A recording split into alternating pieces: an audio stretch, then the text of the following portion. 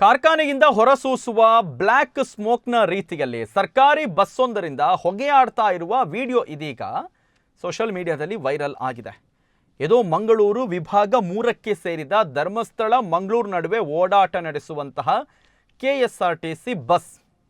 ಬಹುಶಃ ನಮ್ಮ ಈಗ ಪ್ರೈವೇಟ್ ವೆಹಿಕಲ್ನಲ್ಲಿ ನಾವು ಹೋಗುವ ಸಂದರ್ಭ ಆ ವೆಹಿಕಲ್ಗಳನ್ನು ತಡೆಯುವ ಪೊಲೀಸರು ನಿಮ್ಮದು ಲೈಸೆನ್ಸ್ ಎಲ್ಲಿ, ನಿಮ್ಮದು ದಾಖಲೆಗಳು ಎಲ್ಲಿ, ಆನಂತರ ಹೊಗೆ ತಪಾಸಣೆಯ ಟೆಸ್ಟಿಂಗ್ ನಡೆಸಿದ ರಿಸಿಪ್ಟ್ ಎಲ್ಲಿ, ಇದೆಲ್ಲ ಕೇಳ್ತಾರೆ.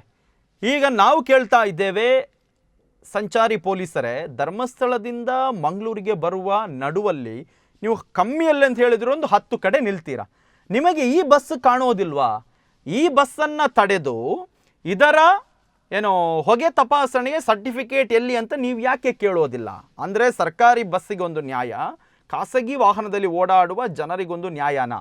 ಯಾಕಂದರೆ ಇದೆಲ್ಲ ರೂಲ್ಸ್ ಜಾರಿಗೆ ತರೋದು ಯಾರು? ಆಫ್ಟರ್ ಆಲ್ ಗೌರ್ಮೆಂಟ್ ಅವರೇ ತರೋದು.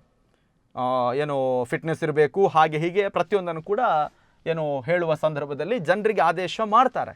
ಹಾಗಾಗಿ ನಿಮಗೂ ಕೂಡ ಅದು ಆದೇಶ ಅನ್ವಯ ಆಗೋದಿಲ್ವಾ ಅನ್ನುವಂತಹ ವಿಚಾರದಲ್ಲಿ ಜನರು ಕೂಡ ಸಾಮಾಜಿಕ ಜಾಲತಾಣದಲ್ಲಿ ಪ್ರಶ್ನೆಯನ್ನು ಮಾಡ್ತಾ ಇದ್ದಾರೆ. ಬಹುಶಃ ಈ ಹೊಗೆಯನ್ನು ಕಂಡಿರುವಂತಹ ಒಬ್ಬರು ವ್ಯಕ್ತಿ ಹಿಂದ್ಗಡೆ ವೆಹಿಕಲ್ನಲ್ಲಿ, ಕಾರ್ನಲ್ಲಿ ಹೋಗ್ತಾ ಇರುವವರು ಈ ಒಂದು ವಿಡಿಯೋವನ್ನು ಮಾಡಿದ್ದಾರೆ ಮತ್ತು ಸೋಷಿಯಲ್ ಮೀಡಿಯಾದಲ್ಲೂ ಕೂಡ ಜನರು ಪ್ರಶ್ನೆಯನ್ನು ಕೇಳಿದ್ದಾರೆ. ಇದು ಈಗ ಎಲ್ಲಿ ತನಕ ಮುಟ್ಟಿದೆ ಅಂತ ಹೇಳಿದರೆ, ಯಾರಿಗೆ ತಲುಪಬೇಕು ಅವರಿಗೆ ಈ ವಿಡಿಯೋ ತಲುಪಿದೆ.